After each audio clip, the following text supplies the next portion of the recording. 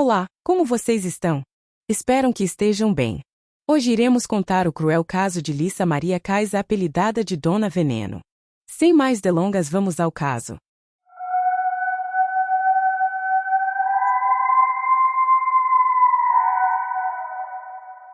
No episódio emocionante de hoje, vamos adentrar nos terríveis casos criminais de 2020 envolvendo a equatoriana Lisa Maria Caia, conhecida nos relatos policiais de seu país como Dona Veneno.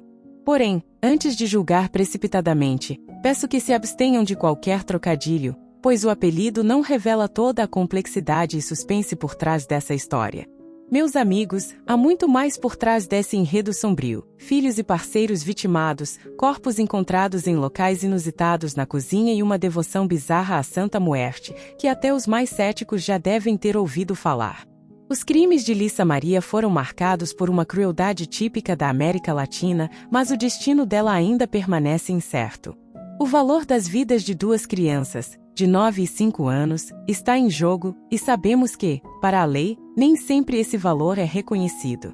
No entanto, convido vocês a acompanharem comigo até o desfecho, pois quero ouvir suas opiniões.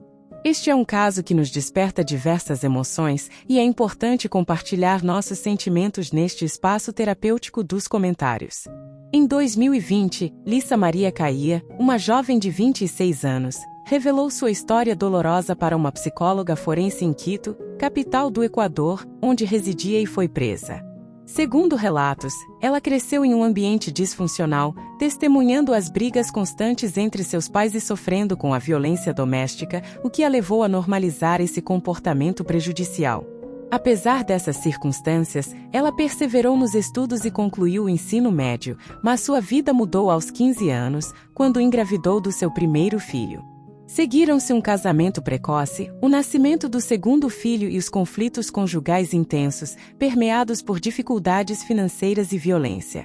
Lisa relatou ter sido vítima de abuso físico e verbal por parte do marido, em um relacionamento marcado por idas e vindas, mesmo quando o ideal seria somente partir. Como narradores de casos reais, reconhecemos a gravidade dessas experiências traumáticas, mesmo na ausência de provas concretas, e a importância de discutir a violência doméstica contra as mulheres. Essas reflexões são cruciais para uma análise profunda deste caso complexo. Lisa já carregava consigo um peso emocional imenso em seu casamento, onde a infelicidade parecia ser a única constante. Foi então que cruzou seu caminho com Jaime Ongu, um homem trabalhador de 28 anos que labutava em uma fábrica de biscoitos. Embora ela tenha afirmado posteriormente que eram apenas amigos, todos ao redor deles garantiam que havia algo mais entre eles. Como já mencionado, a relação de Lisa Maria e seu marido era marcada por altos e baixos, idas e vindas incessantes. Mesmo enquanto ela se envolvia com Jaime, uma reconciliação com o marido estava em curso. Parece inacreditável, não é mesmo? Porém, a trama se torna ainda mais complexa quando o amante de repente se torna um peão descartável no jogo do destino. O marido de Lisa planejou extorquir dinheiro da família de Jaime, o que é bizarro por si só. Mais tarde, Lisa alegou ter sido ameaçada para participar desse plano sinistro, mas a verdade é sempre elusiva, não é mesmo? Em outro depoimento, ela confessou ter recebido um pó branco do marido, com instruções claras para colocá-lo na comida de Jaime. Imaginem só, seu próprio marido, supostamente amado, incitando-o a ir ao encontro de seu amante e depois envenená-lo. Um ato terrível, ocorrido em um dia indeterminado de outubro de 2020, no conforto do seu próprio apartamento. Foi assim que Jaime adormeceu para nunca mais despertar. Lisa relatou, ainda, o desespero que a tomou no dia seguinte ao crime, quando se viu diante do corpo inerte de Jaime e de seus 2 filhos pequenos, com idades de 9 e 5 anos, dentro do mesmo apartamento. A urgência em se livrar do cadáver era evidente, e ela optou por ocultá-lo sob a pia da cozinha, envolto em cobertores e toalhas. Em seguida, ela saiu em busca de cimento para selar de uma vez por todas o destino trágico do rapaz. O sumiço de Jaime não passou despercebido por sua família, lançando-os em uma angústia indescritível. As ligações e mensagens implorando por dinheiro em troca da liberdade de Jaime, como se ele ainda estivesse vivo e sob sequestro, deixaram a família em agonia. Imaginem só, ser vítima de traficantes de drogas é uma crueldade sem tamanho. E o pior é que as demandas de resgate supostamente partiram de Lisa. É de arrepiar, não é? O veneno e o sangue frio presentes nesse relato criminal trazem à mente a obra da renomada escritora Agatha Christie, cujas histórias sobre a natureza humana continuam intrigantes até os dias de hoje. É impressionante como, apesar das mudanças sociais, os instintos mais sombrios persistem. Agatha Christie retratou muitos envenenadores em sua obra, utilizando substâncias como cianeto, arsênico, estricnina, digitálicos e morfina. Embora a disponibilidade desses venenos tenha mudado, o perfil dos assassinos parece seguir uma triste constância. Os crimes de Lisa Maria Kaia vieram à tona na madrugada de 28 de outubro de 2020, quando a polícia adentrou seu apartamento e encontrou os corpos de seus filhos, vítimas de envenenamento horas antes. Antes de cometer esse ato horrendo, Lisa ligou para o marido, mencionando uma carta que havia deixado sobre o destino das crianças. No entanto, sua indiferença revela a frieza da situação. Quando finalmente a polícia foi chamada, Lisa alegou estar envenenada após ingerir uma substância tóxica. Ao investigar, os policiais encontraram sob a pia da cozinha o corpo de Jaime, morto há pelo menos 4 dias. As descobertas macabras não param por aí. Lisa tentou culpar a morte dos filhos pelo vírus da Covid-19, mesmo sabendo que as crianças já haviam se recuperado da doença. A trama só se torna mais perturbadora à medida que mais detalhes são desvendados pelos investigadores. Apesar das negativas iniciais de Lisa, os resultados do exame médico-legal revelaram uma verdade perturbadora. A causa da morte das crianças foi homicídio violento, resultante de asfixia por broncoaspiração, edema pulmonar e intoxicação por substância não identificada. Ambos os meninos sucumbiram a fatores externos, uma tragédia que chocou a todos. À medida que o caso se desenrolava, Lisa detalhava sua versão dos eventos.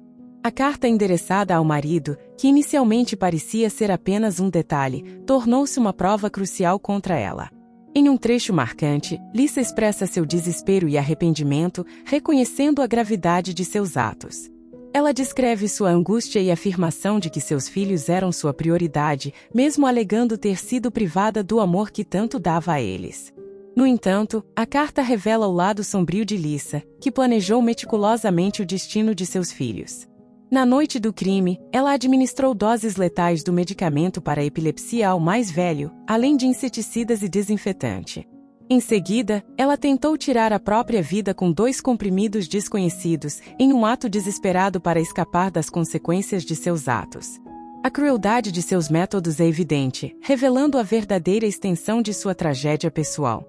Algumas fontes insinuam, sem fornecer muitos detalhes, que tanto o pai das crianças quanto a família de Lisa foram envenenados anteriormente, embora sem consequências fatais. No entanto, diante da brutalidade dos crimes que ela cometeu, não podemos descartar essa possibilidade. O histórico médico do filho de 9 anos, internado com sintomas preocupantes, adiciona uma camada de tragédia a essa história. Ele foi diagnosticado com epilepsia, mas a mãe foi alertada sobre a importância de seguir rigorosamente o tratamento. Infelizmente, ela não levou a sério os avisos dos médicos, colocando a vida do filho em risco. Apesar das advertências e do acompanhamento médico necessário, ela negligenciou suas responsabilidades, colocando em risco a vida de seu filho. Meses após o terrível crime, Lisa foi submetida a uma avaliação psicológica, que confirmou sua plena consciência e responsabilidade por seus atos. Mesmo que durante o processo ela tenha negado suas ações, é evidente que ela sabia o que estava fazendo.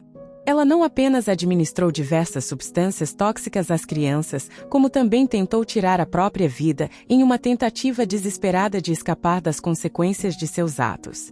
As investigações e denúncias subsequentes revelaram ainda mais sobre a vida dessa assassina sem coração, revelando a verdadeira extensão de sua crueldade.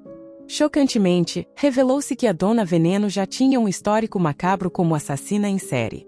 2 homens próximos a ela morreram em circunstâncias misteriosas em 2020. Marco Escanta, cujo corpo foi descoberto em junho na Flórida, Equador, aparentemente morreu de edema pulmonar, mas exames posteriores revelaram que ele ingeriu uma substância semelhante à que os filhos de Lisa beberam. Isso levanta suspeitas de que ela preparou o produto e o entregou a ele disfarçado em outras bebidas. José Luiz Azo, cujo corpo foi encontrado em maio em Checa, também foi ligado a Lissa Maria pela perícia forense. O primeiro julgamento de Lissa foi dedicado aos homicídios dos meninos, comprovando que ela planejou meticulosamente esses atos cruéis. Durante o julgamento, provas periciais, testemunhais e documentais foram apresentadas, incluindo uma carta em que ela expressava sua intenção de assassinar os filhos. As investigações também revelaram que Lissa nutria pensamentos suicidas e planejava acabar com sua própria vida após a execução dos filhos. Ela ingeriu uma quantidade letal de medicamentos após os crimes. No entanto, a lei equatoriana limita a pena máxima de prisão a 40 anos, o que significa que ela só receberá 6 anos adicionais de condenação, mesmo que seja considerada culpada pelos outros assassinatos. Esta cruel restrição de tempo na pena é uma monstruosidade, não acham? É uma bizarrice sem igual, e para mim, parece uma injustiça incompreensível. E você, o que acha dessa situação? É absurdo pensar que o marido de Lissa não foi sequer considerado suspeito, muito menos enfrentou a justiça pelos crimes hediondos cometidos por ela. A ideia de que ele possa ter incentivado os assassinatos é mencionada, mas será mesmo? Será que ele não teve nenhuma participação nisso tudo? Lembrem-se da conexão entre eles e do ocorrido com Jaime.